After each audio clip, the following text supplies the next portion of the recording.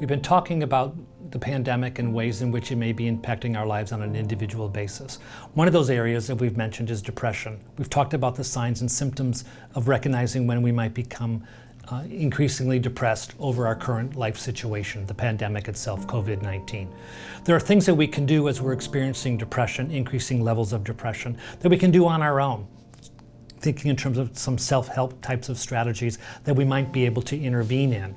One of those would be increasing our activity level. And just when we're feeling increasing levels of depression, we don't feel like becoming more active. However, we do know that by increasing our energy level, by increasing our activity, physical activity, we can actually combat depression. So when you push yourself to get up and take a walk around the block, when you push yourself to get up and move from room to room, when you push yourself to get out of bed in the morning and to engage in the activities of daily living, like taking a shower, shaving, getting dressed, and interacting in a normal life experience as much as normal can be these days.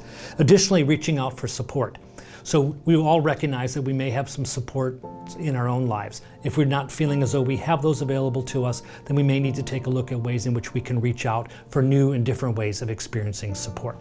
There may be people in your life that have been supportive of you in the past, a close friend, a family member, reaching out and communicating with those. One of the negative things that are occurring with this pandemic is isolation. So we can overcome that isolation by increasing our contact with the rest of the world. Those that are in the home with us, through FaceTime, through other social media opportunities to increase our communication and connection with others. That connection is really key and important when it comes to talking about support.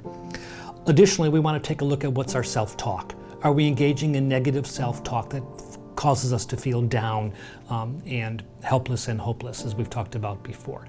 Listen to what our thought processes are. Listen to the kind of language and dialogue that we're having with ourselves. Are we judging ourselves? Are we punishing ourselves for feeling inadequate, for feeling depressed, for feeling anxious? It's really important to recognize those are normal life experiences and that each of us deal with this situation very differently, but also recognizing that there is hope for tomorrow, that we can do things that will help us to deal with this situation and circumstance. That self-talk can be really key, that we tend to talk down to ourselves tends to increase our level of depression, and we want to begin to change that. And if you can't start with positive self-talk, start with at least neutral self-talk to try to normalize life experience as much as we possibly can and with this fear of the unknown.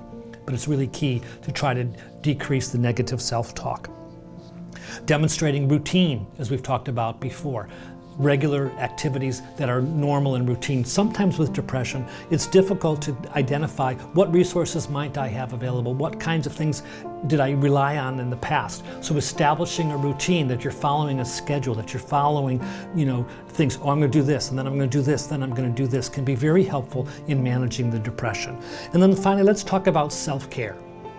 We don't do that well when things are going normally in our lives. We tend to do less of self-care when we're feeling overwhelmed and stressed and depressed. And so things like self-care, whatever it is that makes you feel better.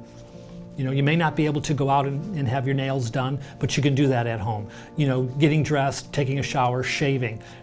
If you've got opportunities to, soak in a hot tub, and do some relaxation, listen to some great music. Whatever it is that allows you to care for yourself and to make you feel better. Engage in those, what I call pampering kinds of strategies that allow you to feel better about yourself. In the fear of the unknown and the sense of helplessness and hopelessness, we really can feel better by taking better care of ourselves.